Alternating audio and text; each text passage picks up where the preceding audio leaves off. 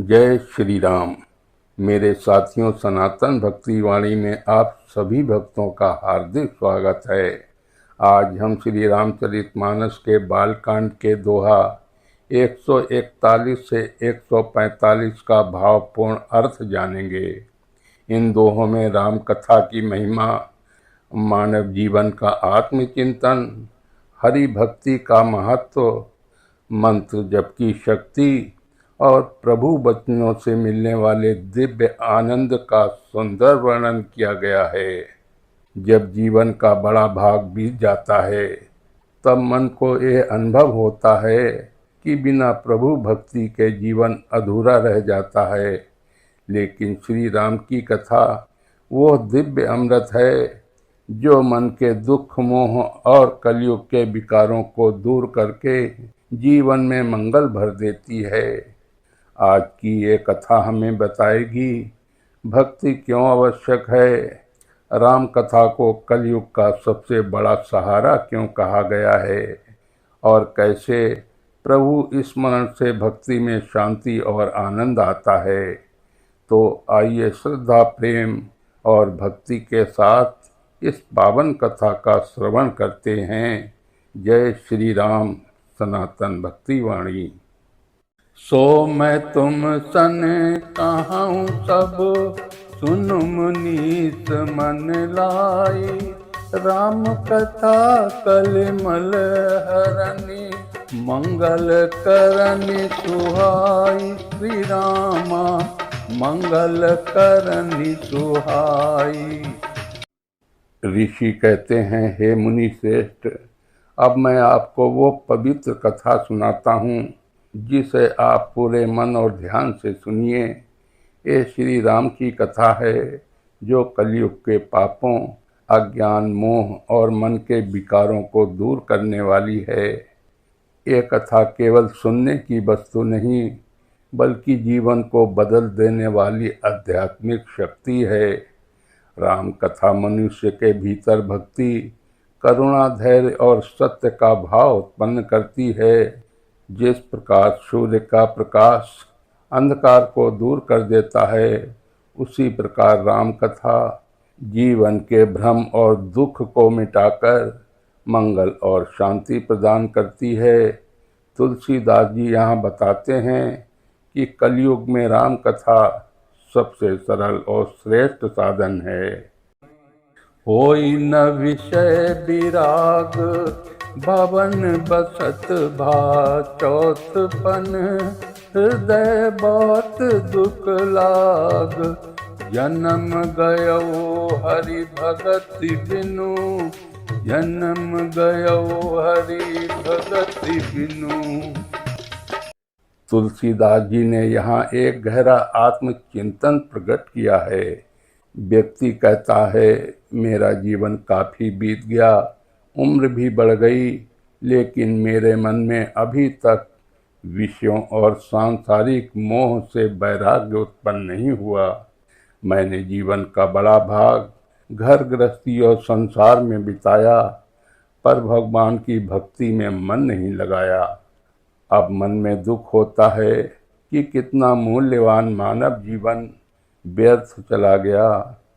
यह दोहा हमें आत्मनिरीक्षण करना सिखाता है। केवल उम्र बढ़ना पर्याप्त नहीं, जीवन में भक्ति, साधना और ईश्वर स्मरण भी आवश्यक है। जो जीवन भगवान के प्रेम से खाली रह जाता है, उसके लिए अंत में मन में एक अधूरापन रह जाता है। द्वादश अक्षर मंत्र पुनि, जपहि सहित अनुराग। वासुदेव पद पंकरुह, दंपति मन अति लाग। श्री रामा दंपति मन अति लाग।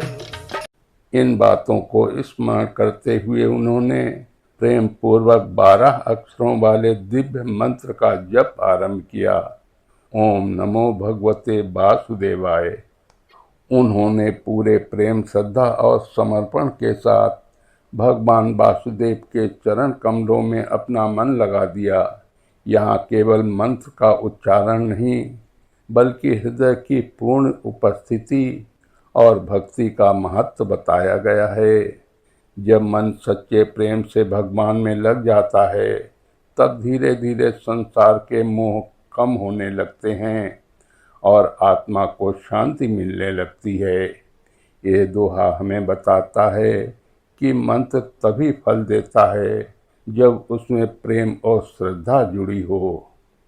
यही विधि बीते बरस सठ, सहस्र बारी आहार, संबत सप्त सहस्र पुनि, रहे समीर आधार। श्री रामा रहे समीर आधार। इस दोहे में कठोर तपस्या का वर्णन है। उन्होंने हजारों वर्षों तक केवल जल ग्रहण करके तप किया। उसके बाद और लंबे समय तक केवल वायु के सहारे जीवन धारण करते हुए साधना जारी रखी। यहाँ तपस्या का बाहरी रूप ही नहीं, बल्कि भीतर की दृढ़ता और लक्ष्य के प्रति समर्पण भी महत्वपूर्ण है। इसका संदेश ये नहीं है कि हर व्यक्ति ऐसा तप करे, बल्कि ये है कि आध्यात्मिक उन्नति के लिए धैर्य, अनुशासन और निरंतरता आवश्यक है। भगवान की प्राप्ति एक दिन का कार्य नहीं, बल्कि प्रेम और स्थिर साधना का मार्ग है। श्रवण सुधा सम बचन सुनी, श्रवण सुधा सम बचन सुनी, पुलक प्रफुल्लित गात, बोले मन करि दंडवत, प्रेम न हृदय समात। श्री रामा प्रेम न हृदय समात। जब उन्होंने ये दिव्य और अमृत के समान मधुर वचन सुने, तब उनका शरीर आनंद से पुलकित हो उठा। हृदय प्रेम और भक्ति से भर गया। वे भूमि पर दंडवत प्रणाम करके बोले, लेकिन उनके भीतर का प्रेम शब्दों में व्यक्त नहीं हो पा रहा था। जब मनुष्य सच्चे भाव से भगवान की कथा सुनता है, तब केवल बुद्धि ही नहीं, हृदय भी बदलता है। आँखों में प्रेम, मन में शांति और आत्मा में भी आनंद भर जाता है। यही राम कथा का वास्तविक प्रभाव है। वो सुनने वाले के भीतर भक्ति का दीप जला देती है। मेरे साथियों, श्री रामचरितमानस के इन 5 दोहों का अर्थ अब यहीं पर समाप्त करता हूँ। जय श्री राम।